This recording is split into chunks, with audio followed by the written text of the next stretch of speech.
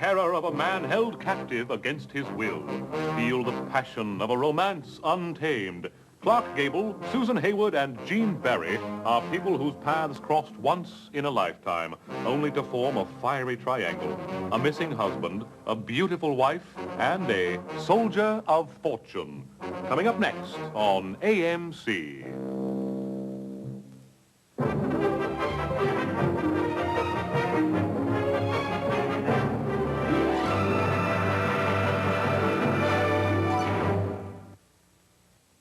Back in 1954, 53-year-old Clark Gable was still a very big box office draw. Although he was free of his MGM contract now, he was offered almost $500,000, $450,000 for each picture by MGM, a tidy sum back in the mid-50s. But 20th Century Fox was offering 10% of the box office gross, with payments to be made over several years for tax purposes. And that was for a picture called Soldier of Fortune, which is the one we're about to see. And if anything was ever tailor-made for Clark Gable's image, this was it. The script was written by Ernest K. Gahn from his own best-selling novel. When novelist James Hilton, writer of Lost Horizon, reviewed the book, he said it should make a good film, and the critics and the public all agreed. Cast opposite Clark Gable, we have Susan Hayward, who was undergoing a bitter divorce from her actor husband Jess Barker back in those days. Now, this presented a little bit of a dilemma for Susan Hayward, who didn't want to leave her children, but who had to honor her commitment to the studio. But a compromise was reached. While Clark Gable and the rest of this whole company went off to Hong Kong, Susan remained in Los Angeles with the children. In addition to filming the location scenes with Clark Gable and the rest of the cast, the crew also shot backgrounds for all of Susan's shots. So Susan Hayward made a movie set in Hong Kong without ever leaving a California soundstage. Now, the film that we are about to see was shot at Victoria Peak, the floating city of Aberdeen, Hong Kong, and the neighboring city of Kowloon. It was filmed with the cooperation of the Crown Colony, and several hundred natives appeared in the film, along with Michael Rennie and Gene Barry and Anna Sten. We will see Clark Gable next, and Susan Hayward in Soldier of Fortune. While they were working on location in Hong Kong, the cast of Soldier of Fortune stayed at the Peninsula Hotel, which is considered one of the top 5 hotels in the entire world. Soldier of Fortune was released in June of 1955. Just 2 months later, 20th Century Fox released Love is a Many Splendid Thing, which was shot on many of the same Hong Kong locations. And for some strange reason, the critics didn't make any comparisons between the two films, despite their obvious similarities. The cast and crew of the film also stayed at the Peninsula Hotel, so everybody was together. Gene Barry, who played Susan Hayward's missing husband, is probably more well known for his television work than his screen career. He was the title character in Bat Masterson and Burke's Law, too. And he played Glenn Howard, the multi-millionaire publisher in The Name of the Game. He also played George for some time on Broadway. That was in La Cage. Now let's take a look at this. Coming up next on AMC, Ray Milland gives an Oscar-winning performance in the true-to-life drama of one man's battle with alcoholism. Jane Wyman co-stars in Billy Wilder's Academy Award-winning film, The Lost Weekend, next on AMC. AMC presents Academy Award winners Anne Bancroft I have to talk to somebody. and Sidney Poitier You can't live with yourself because you made a mistake? in director Sidney Pollack's classic psychological thriller, Anger, talk to me! inspired by a true story. Right here in plain sight of everybody, with all the experts, surrounded by experts, I'm losing her. The Slender Thread. Friday on AMC.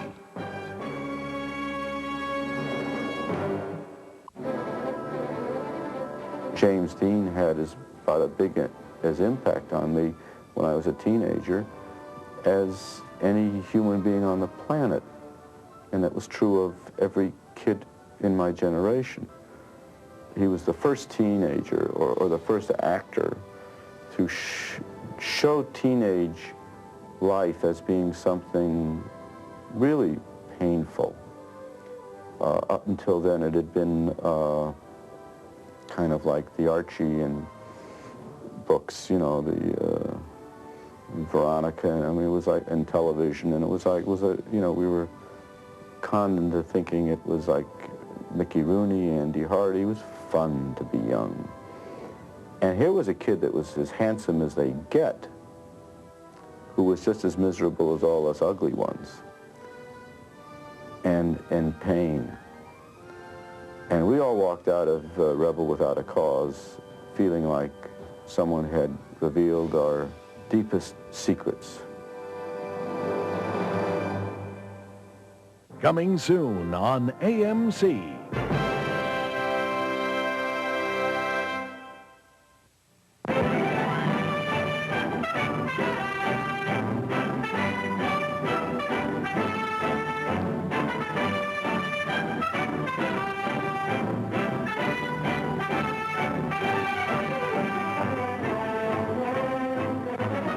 Hello, ladies and gentlemen. Ever read this book?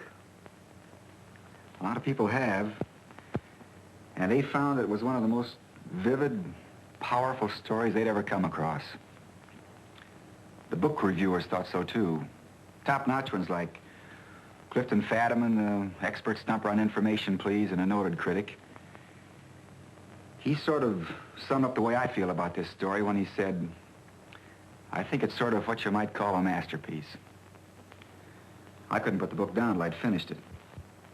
And right then, I knew more than anything that I wanted to play in a picture made from this story. Well, I was lucky enough to do so. And while it's not ethical for an actor to talk about a picture he's in public that is, I'm going to do it anyway.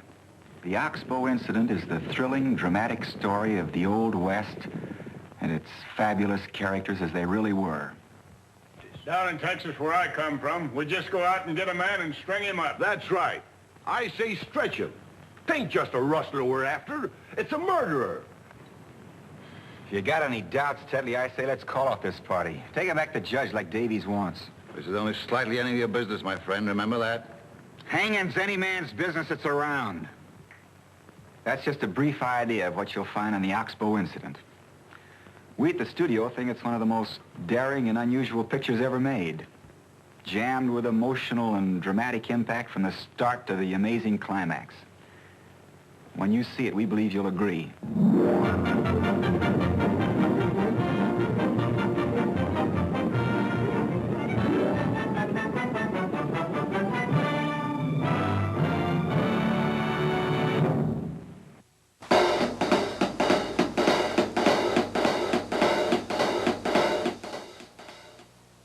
Is that Marshland job still open? It sure is. I'll take it. John Ford brings the Old West to the silver screen. Go. With Henry Fonda as Wyatt Earp. Can't. And Victor Mature as Doc Holliday in the tale of the legendary gunfight at the OK Corral. When do we start? Sunup. Don't miss the restored version of My Darling Clementine, premiering Saturday, October 22nd at 7:30 p.m. Eastern, part of AMC's Film Preservation Festival. Hello, this is Nick Clooney reminding you to tune in for Adventure tomorrow on AMC. First, Charlton Heston is a cavalry scout trying to keep peace on the frontier in Arrowhead, featuring Jack Palance and Brian Keith. Then, John Wayne stars with Robert Mitchum in a Western directed by Howard Hawks, El Dorado.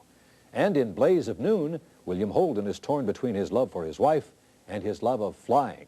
You can see them all right here tomorrow only on AMC.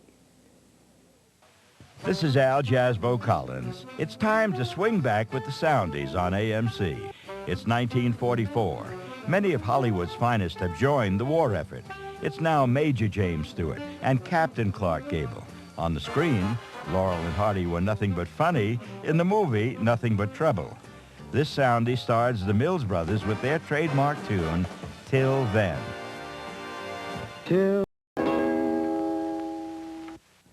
Where I come from, the man asks the girl to dance. Oh, you must come from the Stone Age. Fred and Audrey. Swonderful. Wonderful. Marvelous. Marvelous. Hepburn and Astaire. He loves and she loves. Two perfectly different people who just happen to be perfect for each other. I love your funny face, your sunny, funny face. Director Stanley Donen's fashionable classic, Funny Face. Sunday on AMC.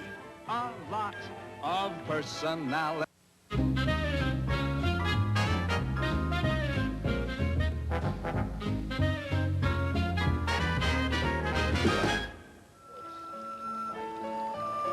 It's only fitting Hollywood's preeminent historian archivist works on an 80-year-old studio lot. This guardian of the city's heritage says it all began the day he heard Columbia was about to throw out its photo collection.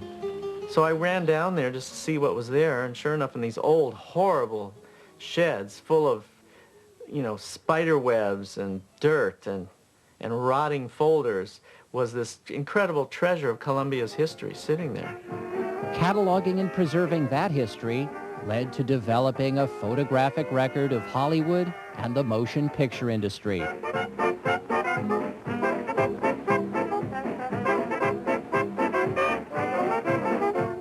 In many cases, Mark Wanamaker's photos of Hollywood's first studios are the only ones that exist. He found them not in any archives, but in flea markets and junk stores. Alcoholism. Jane Wyman co-stars in Billy Wilder's Academy Award-winning film, The Lost Weekend, next on AMC.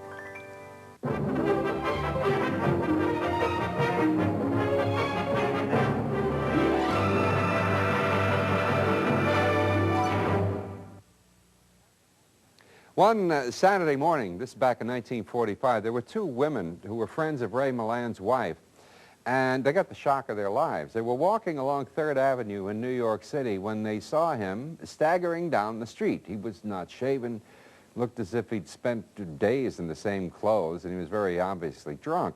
Well, they lost no time in telling friends in Hollywood what had happened, and before long, the gossip columns were full of alcoholic binge stories that left Ray Milland in the New York City gutters.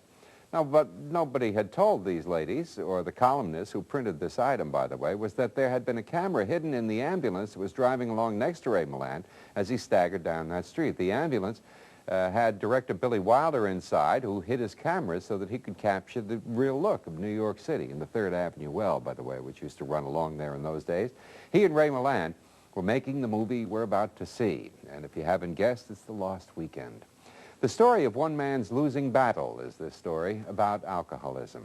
It was a picture that nobody wanted Wilder to make, especially Ray Milland. Ray Milland, who was not a drinker himself, was repulsed by the character. It was his wife who really convinced him to take the risk and stretch himself as an actor. Well, he would never forget the experience. While filming on location at New York's famous Bellevue Hospital, he had personal interviews and a viewpoint that was to change his life considerably because of the horror that he saw in the men and women as they struggled with their addictions. This is a story that is every bit as relevant today, really, as it was 45 years ago. Here's Ray Milland's Academy Award-winning performance in The Lost Weekend.